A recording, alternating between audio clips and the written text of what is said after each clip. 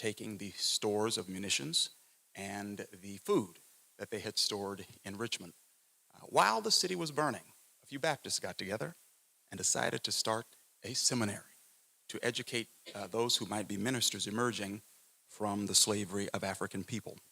It is them who we celebrate today on this Founders Day. And I've invited us to be co-founders. And in so doing, of our $100 million commitment, we are committing $42 million to Virginia Union University to activate its underutilized assets here and around the city.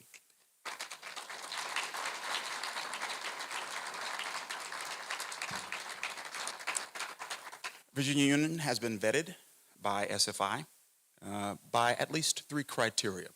The first is the availability of active land that can be activated and contributed to these uses. Second is the capacity to grow and expand its resources and its impact. And third, leadership, a board and a president with a vision that can be supported by significant investment. The project looks at 100 acres of the Virginia Union land and has chosen several parcels to activate and develop roughly 130 to 200 units of homes and residences that will be attainable to the local Richmond community. That $42 million investment will be borne by our group and our investors. There will be no capital infused from Virginia Union itself, and the university will not have to take on any debt. It's our estimate that in those 130 to 200 units, there will be roughly the endowment of the university. The financial benefit to the university will increase the endowment by a range of 13 to 18% over the life of the investment.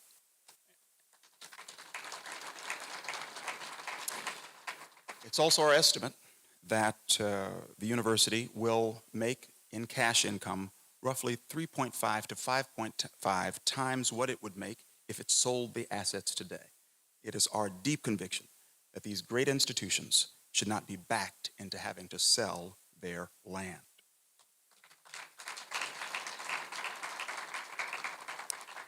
We'll add 150 to 200 jobs to the Virginia economy.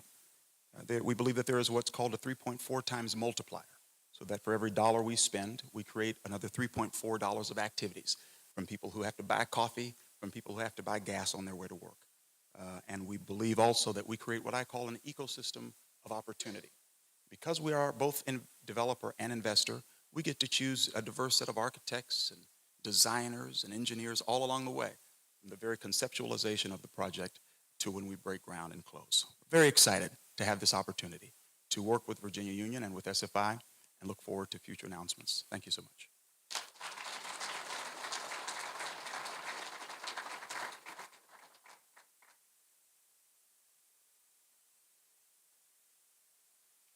Baptist minister, Kojic minister, engineer. All right. Good afternoon. Good afternoon. On behalf of Robert F. Smith, who is our chairman, and Dr. Mark Anthony Brown, who is our president and CEO, my name is Keith Schotz, Chief Operating Officer of Student Freedom Initiative. Many of you may remember back in 2019, an individual decided that we want to do something about our HBCUs. In that summer of 2019, at Morehouse College, Robert Smith did something that was phenomenal. And he opened up the window of opportunities for not just HBCUs, but for all students attending minority-serving institutions. He wanted to ensure that we addressed the wealth gap through the lens of education. So with those 400 students, and of course, we've been meeting with them every month since then, right, to ensure that they have access to those people who can transform their lives. We wanted to make certain that those students and all students at all 58 of minority-serving institutions in which we currently support, both public, private, large, small, tribal, as well as Hispanic-serving institutions and their students, can benefit from four primary activities. First, many of you know that student debt is a problem. There's $1.7 trillion of outstanding student debt. On average, there's $39,000 of each person, but there are 43.6 million borrowers. But of that $39,000, for people of color, it's 52, right? That level of debt has delayed home purchasing, according to the Federal Reserve, by as many as 8 years, hence why this partnership. We recognize that home ownership is a key determinant of wealth, but more importantly, how long and how soon you can actually acquire that asset. So that's the first piece that I wanted to sort of bring to your attention. We wanted to address student debt. We do that by providing to juniors and seniors that are majoring in science, technology, engineering, and math up to $20,000 to help further their education. $20,000 per year. But we also realized, as Robert did when he became an intern at AT&T Bell Laboratories when he was in high school, that just having little or no debt is not the answer. We really wanted to make certain that these students had the opportunity to have paid internships along the way. So through our partnership with internxl.org, we actually provide students 2 paid internships in addition to helping them reduce their student debt. But not just internships. We recognize that in this day and age, people having those stackable credentials, whether it be certifications in STEM or project management or cloud or any of those types of fields, we wanted to make sure that they not only had very little debt, 2 paid internships, but actual certificates in areas that were significant in the economy. But we also realized that that wasn't enough either. We wanted to make sure that those students, whether they suffered from a water crisis, floods, fires, had emergency access to funds. So we provide up to $1,000 for emergencies that any student might have, independent of major. Those 3 components are very student-centered. But we also recognize that institutions, in order to be resilient and competitive, must have institutional aid. And that's where this discussion with Chairman Richardson and Dr. Lucas comes to play. Over 2 years ago, through the leadership of Chairman Richardson, he stepped forward and said, you know what, this is immoral. We have to do something to address this catastrophe that's happening in this country with regard to the support that's providing to HBCUs. So we worked with the chairman. We started off with some 40 some odd historically black colleges and universities because we wanted them to do something very simple, as we discussed, and that is do the homework. Do the homework. Make certain that you have your strategic plans. Make certain that you have board approval. Make certain that all of those within the community are actually behind the things that are being done. And that one instance is kind of part of what got us here.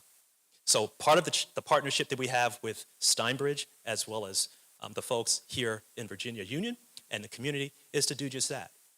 Last night, we actually put forth an announcement that was sent to all of our member institutions, all 56 of them and growing, to let them know that in fact, this is not the end. This is just the beginning. And so we will be meeting with each one of the presidents that are part of the presidents and chancellors that are part of the Student Freedom Initiative to actually walk them through the details so that they understand what the criteria are as well. So thank you, Chairman. Thank you for the trustees. Thanks, as always, President Lucas in terms of the partnership, and likewise, in terms of Twan, thank you for this partnership. I like that sound. We're going to help you get to that $1 billion. So thanks, everyone, for attending, and thank you for listening to what we have to say. Thank you.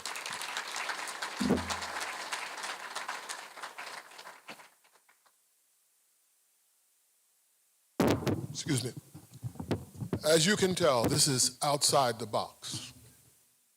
We've come here today because Virginia Union is thinking creatively. We're thinking about the obstacles that are in our way and how we can remove those obstacles and get to the next stage. And that is not new for Virginia Union, because Virginia Union was born on the slave block. And on that block, those who became empowered by education resolved that they were going to go forward even in the midst of a hostile society. There is a sense of hostility in the society today that we deal with right now. But there is in this room a sense of hope that we can overcome those who would hold us back and keep us from being all that we ought to be. We're excited that we have rising in our community. This is the first time 2 black-owned corporations will turn and give the resources for the future of a black college in this community. It has been my pleasure to work with Keith Schultz and Robert Smith for many years and in creative ways of how do we do it fresh? How do we solve our problems ourselves and not be dependent, yet calling on the resources of government because we pay taxes. We participate in government and we expect government to come back and serve us. So it is encouraging that the city council members are here today. That's right, give them a hand. It is encouraging that our alumni and members of the House of Delegates are in this room today. They are there because our school has been committed to encouraging our communities to participate in the public policy process and in voting. We voted to get people in place, and they come back now, and they have the opportunity to serve us to make our communities better. So what we are doing here today with the partnership of this great team, Brother Travis, who is providing unusual, there are not many people like this you can find in the world who can come and bring the resources to the table. This is not pipe dream. This is a serious attempt to be transformative. This is, matter of fact, the beginning of the reality of our master plan. Our master plan is a $50 million plan, but our master plan begins with $42 million promised by this partnership here today. And so I want you to understand that it is this great history that we have inherited that makes it possible for us to dream dreams. If you can come from where we've come, from the slave block to the place of this university, you know that you can be anything, you can be anybody. You can be all that God has given you the capacity to be. I said this morning as we started this day that yesterday I had the privilege, along with Dwight Jones and the mayor and our president, to go down to the state office buildings, where the new state office building in Richmond, where the members of Congress have their offices. And upon going down to their place, I had the privilege to go on the 14th floor, 19th floor, to visit the office of the Speaker of the House. To go in there, the new African-American Speaker of the House for the first time in the history of Virginia. And to know that upstairs, the chairman of the Senate, who was also an African-American, was upstairs. I walked over to the window, solicited by the president. There in the suite of the Speaker of the House, and I looked out of the window, and when I looked out of the window, I saw the James River, and I saw the slave trail, and it became apparent to me that it took us more than 100 years to get from the slave trail to the Speaker's office. But it was an encouraging moment. It was a moment that told me that no matter what we can imagine, we can achieve. If we can see it, if we can believe it and see it, we can achieve it. And this is an inspirational moment. On the Founders' Day of Virginia Union, we are continuing to found this university and shape it into a great place. We invite all friends, all participants, all alumni, all investors to become a part of what we're doing and give us encouragement. And we thank our partners for giving their resources, their expertise, and their time. And we thank you for making us the number one selection in the group. God bless you.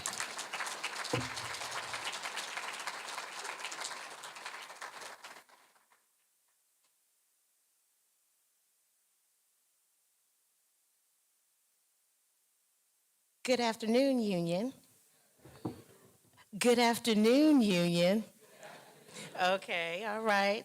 Although I'm not a graduate of Virginia Union, but I do like to say that I started my education here at Virginia Union at the early childhood program back in the 70s. But ladies and gentlemen, President Lucas, esteemed board members, VUU alumni, distinguished guests, and valued members of our community, good evening, and thank you for joining us today.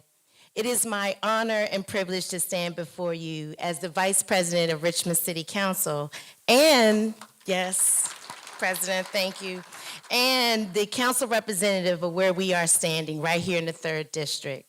I want to thank my colleagues from City Council for coming out. Appreciate you all. It's not with these young women on council with me. We're making some great strides here in the city. So today we gather not only as representatives of our great city, but as advocates of education, progress, and the empowerment of our community. I am particularly excited to share with you this groundbreaking initiative that will undoubtedly shape the future of higher education in our city. It is with immense pride and joy that I announce this significant investment being made by the Steinbridge Group into Virginia Union University, the only distinguished HBCU we have right here in the city of Richmond. As we all know, HBCUs have played a critical role in shaping the minds and futures of countless individuals. And just look at the great alumni here with our first Black governor, L. Douglas Wilder, and of course, my father, the late Senator Dr. Benjamin J. Lambert III, providing unparalleled educational opportunities for students of color. Today, we celebrate the commitment of the Steinbridge Group, recognizing the importance of investing in our HBCUs and acknowledging the unique contribution they make to our society. Virginia Union University holds a special place in our hearts. It has been a beacon of hope and a source of inspiration for generations, producing leaders who have gone on to make significant contributions to our community and beyond. Now, with this visionary investment, I had 30 million, so you have said 42 million? Okay, let me stand corrected. 42 million from the Steinbridge Group. Virginia Union is poised to lead the way as the first HBCU in our city to receive such a substantial financial commitment. Let's give another round of applause for that. That is amazing. We thank you so much for that. This investment is just not monetary infusion. It's a resounding vote of confidence in the potential and importance of our HBCUs. The Steinbridge Group's commitment to investing in HBCUs and underutilized property demonstrates a forward-thinking approach. It aligns with the principles of sustainability and economic growth, showcasing how strategic investments can yield returns while simultaneously supporting the institutions that serve as the bedrock of our community. This initiative is a testament to the belief that education is the cornerstone of progress and that investing in our HBCUs is an investment in the future prosperity of our city. We are grateful to the Steinbridge Group for their commitment to making a positive impact for recognizing the immense value at Virginia Union University and what it brings to Richmond. In conclusion, let us all applaud the vision of Dr. Lucas, who has brought Virginia Union and the Steinbridge Group for our foresight and generosity. Let us join hands in supporting Virginia Union University as it embarks on this transformative journey.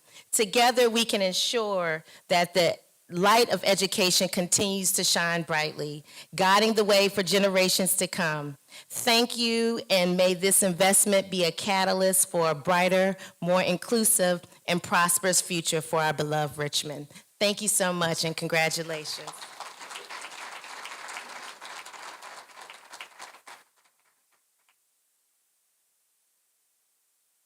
Before I go into my remarks, I'm going to give you guys a hint. I'm only going to say good evening one time, and we're going to get it right that one time. Is that all right? Good evening. Good evening. That's what I'm talking about. My name is Leonard Sledge, and I have the absolute privilege of serving as the Director of Economic Development for the city of Richmond. One of the wonderful things about being later on in the program is you get to hear all of the wonderful things, all of the intelligent things, all of the inspiring things that people have said. And as those things have been said, I had to go and scribble down some new notes. But as people were talking, words came to mind such as Ujamaa, cooperative economics, Kujichagulia, self-determination, Nia, purpose. And that's what's represented here with this tremendous announcement by Virginia Union University and the Steinbridge Group. And can we give them another warm round of applause? In the economic development profession, we oftentimes get measured by capital investment and the number of jobs. But in the city of Richmond, I'm very proud to say that we take a different approach to truly define success. And I think the root of our success is really embedded in the Oxford Dictionary. I mean, we are in an institution of higher education, so it would be appropriate to share a definition or two if that's okay. So Oxford defines economic development as the process in which an economy grows or changes and becomes more advanced, especially when both social and economic conditions are improved. And oftentimes we focus on the economic condition and put less focus on the social condition. But until we are truly in a position where we can build place and people, that's when we're successful. And that's what is so encouraging about hearing about this remarkable partnership. I've had the opportunity to spend a lot of time with Dr. Lucas. We are brothers in that we are alum of the same tremendous HBCU. As far as I'm concerned, there are only two great HBCUs, mine and Virginia Union. But it's a tremendous opportunity, and this campus is not short on vision. It is not short on leadership, and now it is not short on the resources to implement the vision that the leadership has developed in concert with the partners and the students and so many people. I'd be remiss if I didn't acknowledge our mayor, LeVar Stoney, who's not able to be here this evening. He sends his congratulations to Virginia Union University as well. Again, as an alum of an HBCU, I do absolutely appreciate the role of Virginia Union University, that it plays not just as an institution of higher education, educating people, creating new strands of people for everyone, even those who do not matriculate here. And think about the role of a university, of an institution in terms of the community that it serves. Since its founding in 1865, Virginia Union, this place has been an essential part of the building blocks for Richmond being the city that it is. The city that just so happens to have been named the best city to live in the Commonwealth of Virginia. And speaking of building blocks, I have the privilege of going on to a lot of construction sites in the city of Richmond. And one of the things that amazes me most is seeing the site work, seeing very large pieces of equipment. And Mr. Devon Henry is here today, and I know he can empathize with this. And if you do not know who Devon Henry is, his name will be etched in history books for all time.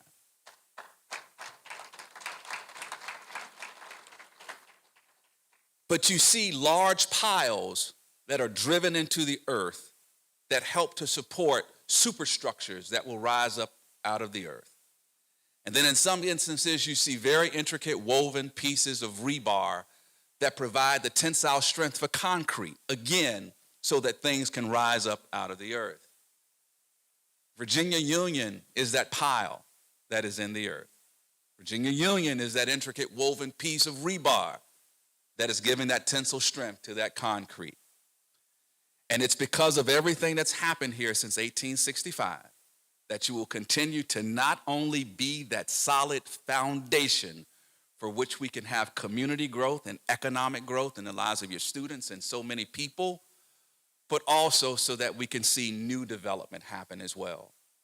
The city of Richmond has been very fortunate over the past few years since 2017 to announce over $3.8 billion in announced capital investment and over 6,500 new jobs announced right here in this city. But guess what? This project, this work is just as important, if not more. Because as we pursue economic development and specifically redevelopment in the city, it's not just about tearing down something old so that something new can take its place. But we approach redevelopment and economic development as an opportunity to build people and community as well. And that's what I'm really excited about. And so again, thank you so very much, Virginia Union University, the Steinbridge Group, for your tremendous investment in this campus and its history and its people and in the city of Richmond. Thank you so very much.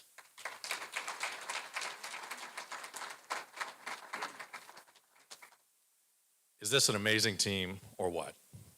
We are so fortunate. We are also very aware that everyone has something else you could be doing late on a Friday afternoon, and the fact that you have chosen to be here is an indication of how much this community loves this institution. And so now, we're going to celebrate. We hope you'll join us for a reception on this side of the room. Please do not leave yet. I want to say to our friends in the news media that our speakers will be available over here. If you have any questions and want to continue the conversation, thank you all for being here tonight.